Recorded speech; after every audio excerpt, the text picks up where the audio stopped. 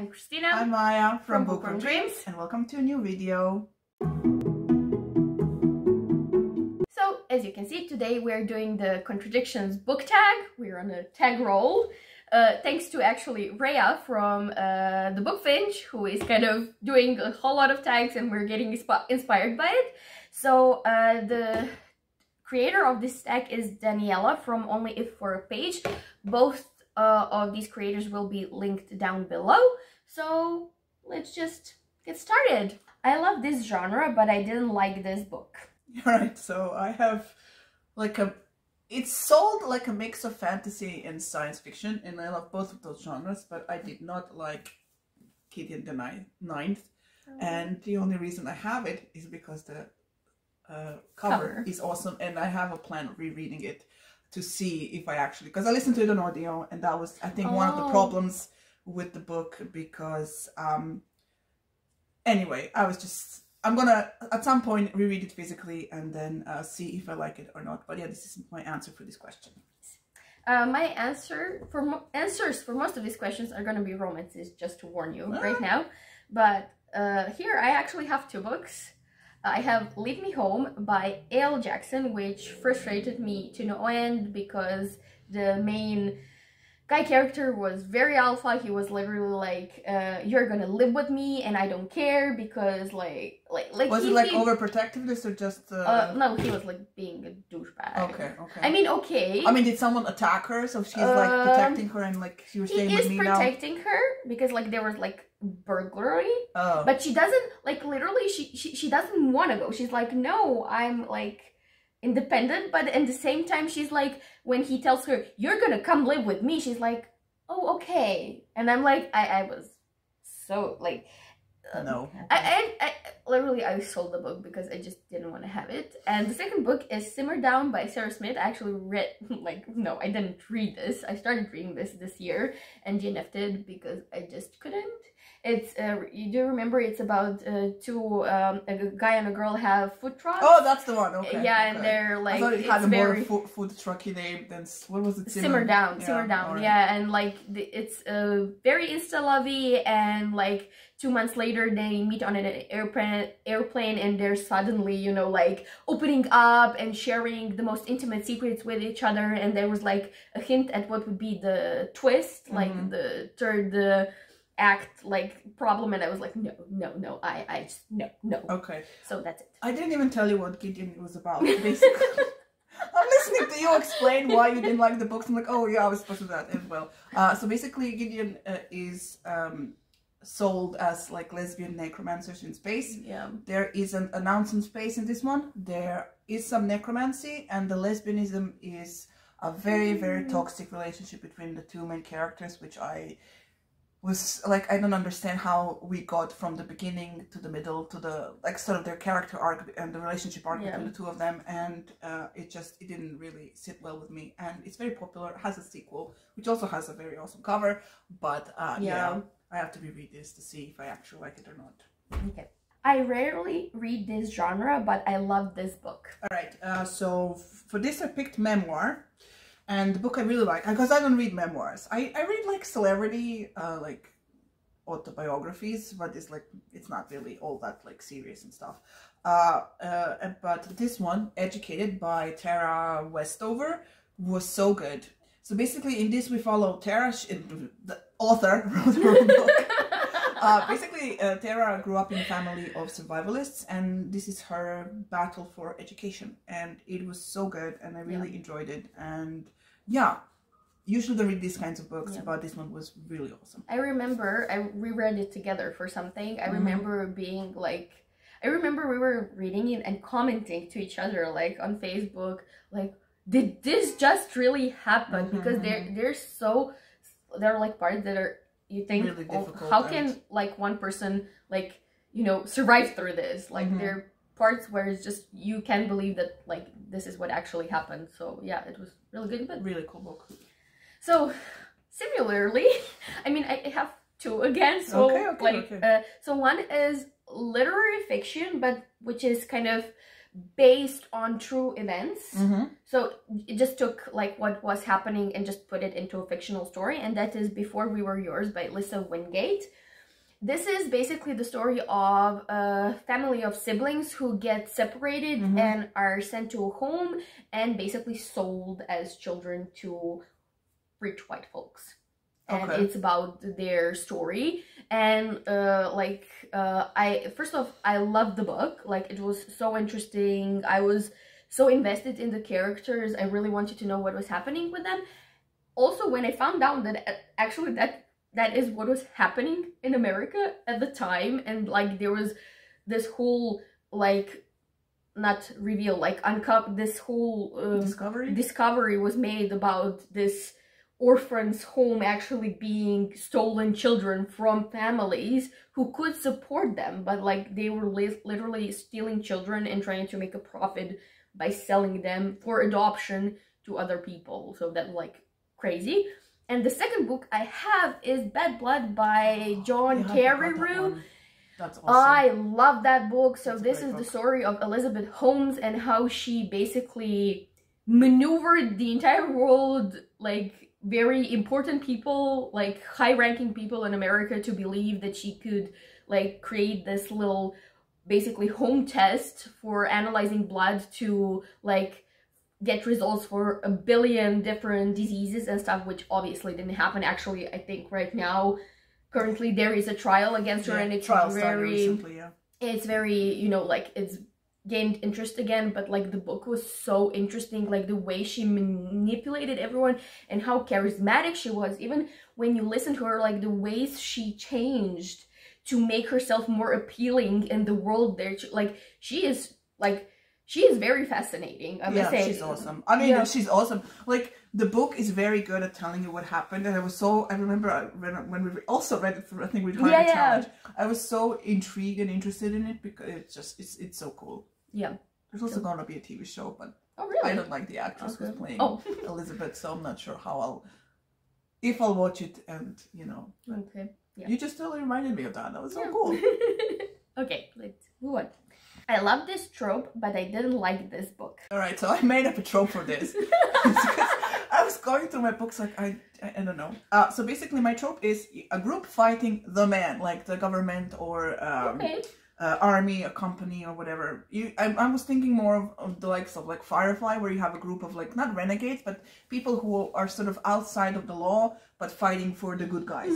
So for this, I like this trope a lot, but the book I picked that I didn't like was Persephone Station by Stina Light. This book, I remember when reading it, the only good thing I had to say about this book was that I really, really liked the cover.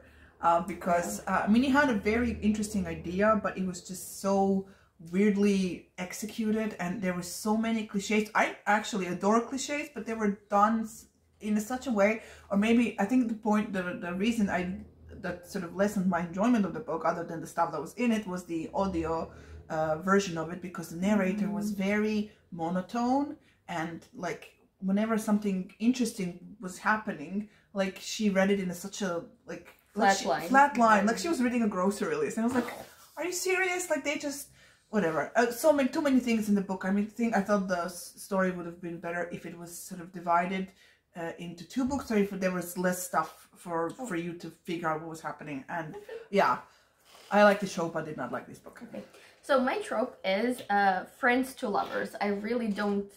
You like that one? No, wait. I love this trope. Okay, sorry, wrong question. I love this trope. I love like when it's, let's say, forced close proximity. Like, I love that. That's really cool. However, I read Roomies by Christina Lauren. I like that one. Oh my god, I hated it so much. So basically, I mean, this is a story about a guy and a girl. You know, they become roommates and they fall in love. However, the main girl is such a privileged white brat. Is that the one with the girl who works in Broadway? Yes. And her uncle is like a producer. And her uncle is a producer, and he got her the job, but she's all like, I don't know what to do with my life. I'm so, you know, she was like, just like, she had problems, but she actually didn't have problems. And like, and I hated it so much. Like, I hated the main character so much. I just couldn't. I actually read it to the end, but I just couldn't. But to end this question on a happy note, this if you want that trope done well, this is Fletcher, but that's already wonderful, wonderful. So, like, just a recommendation. Yes. All right. Roomies know. I hate this trope, but I love this book. All right. So the trope I hate is love triangles. Because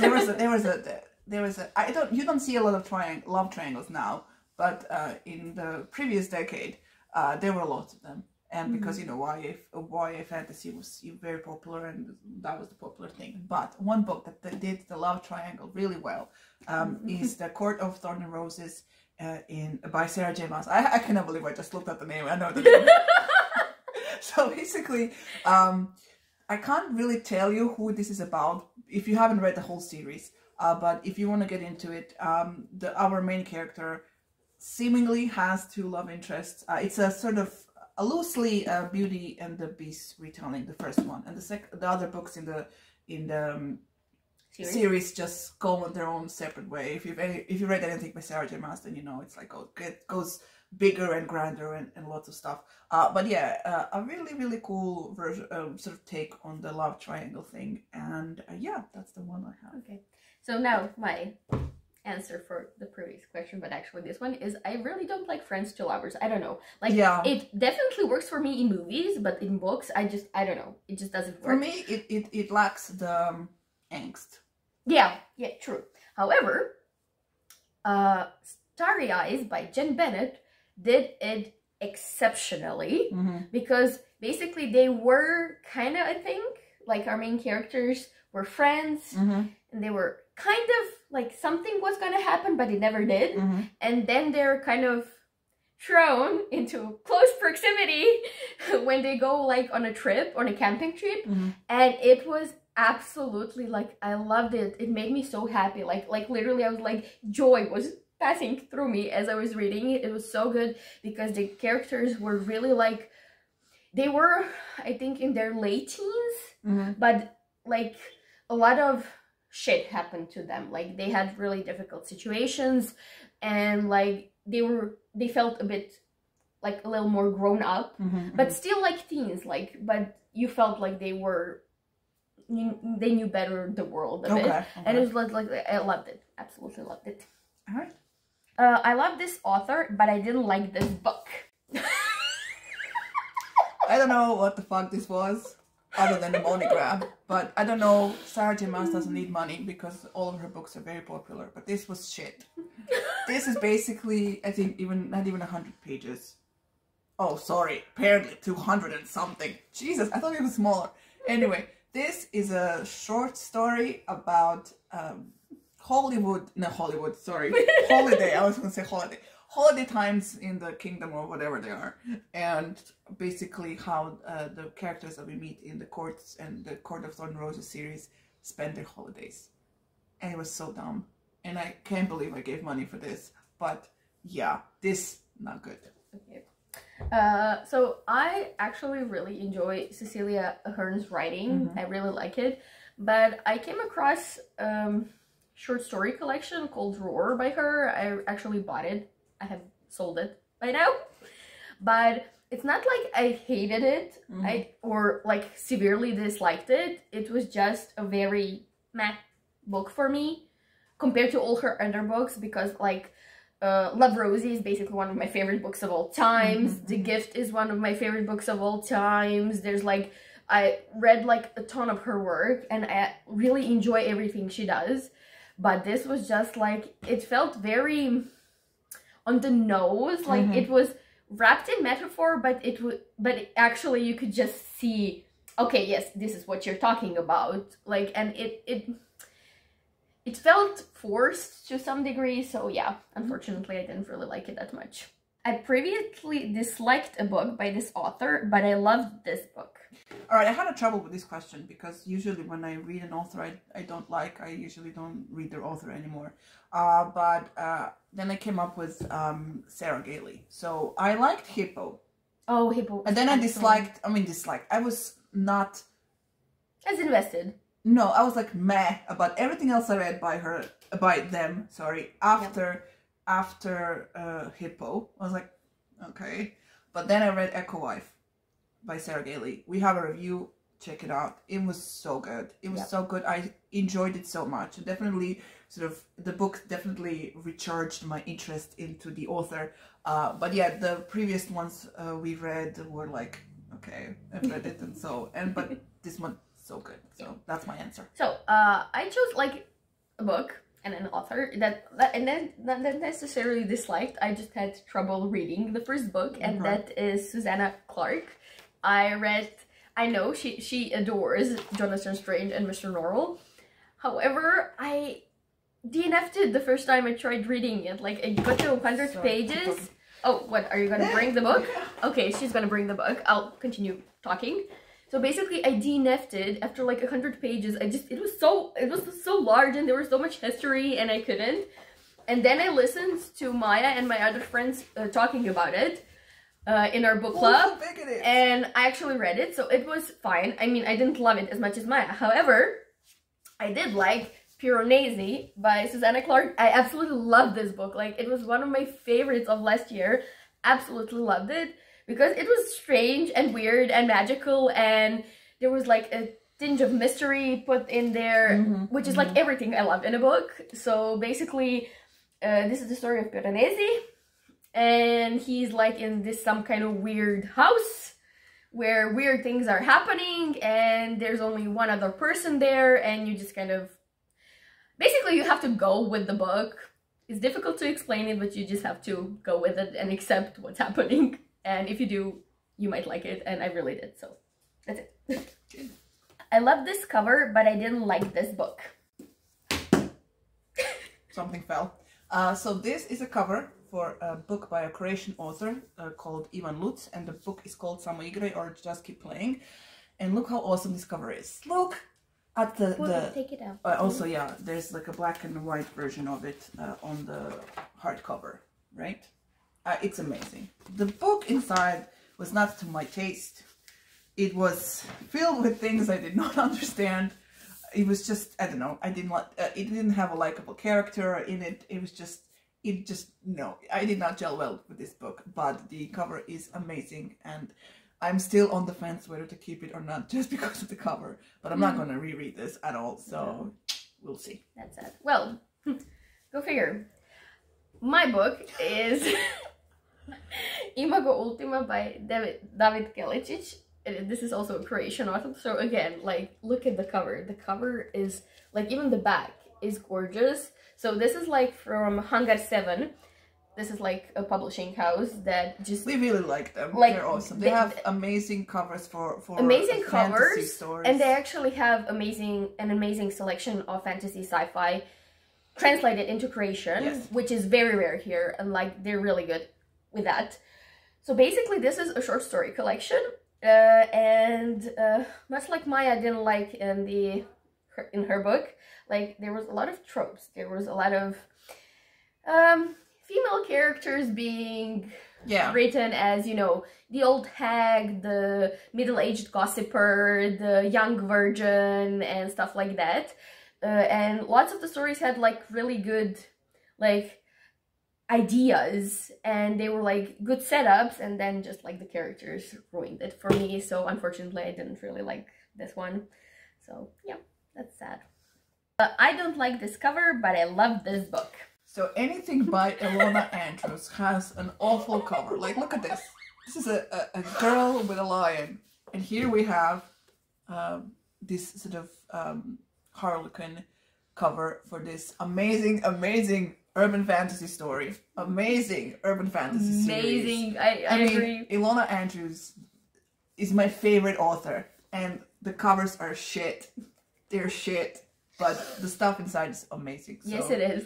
Ignore the cover, just read what's inside. Yeah, amazing. So I chose The Kiss Quotient by Helen Hwang. So I love this book. Like, Helen Hwang has been a 5-star author for me from this book and The Bright Test, and I'm waiting for the third one. However, it already came out. Yes, I know. I'm waiting for it. My friend got it for my birthday like 2 years ago. Oh yeah. And I've been waiting to get it. Basically, like, it's not that like I hate this cover. It's like an okay cover. However, this cover is freaking amazing, and it's literally it's so connected with everything that's in the book that I just can't with this cover. This is so generic. This is such a generic. It also says in the back, cover, image, petal, heart, and whatever. Like there's yeah, I'm really sorry, but like put it down. This cover, like this cover that you're gonna see here, like it's everything to me because like it's the kiss quotient. There's like mats in the back and there's like the two of them and just like it's perfect. And it's very expensive, but I really want to get that cover. And I literally tried to get it as a used book. And I ordered it. And it was the right cover. But this came. So I got 2 of these. And I'm really sad about it. That sucks. Because I want the nice cover. So, yeah, that's it. The last question is tag someone. But we're not going to tag anyone, I think. No. We're just going to... If you feel the need. Yes, like we took this from Rhea and Daniela. We're gonna just give it to you, and you know, if you want, do the tag. We would love to hear from you. So yeah. If you want to share your opinions on some of our answers, or even share some of your answers with us, please do in the comments down below. Check out the description box for many links to the world matters that are plaguing the world today. So check them out and help in any way that you can. Yes, please like, share, subscribe. Press the bell button if you want to get notifications whenever we post new videos. Thank you so much for watching. And we'll see you in the next one. Bye. Bye.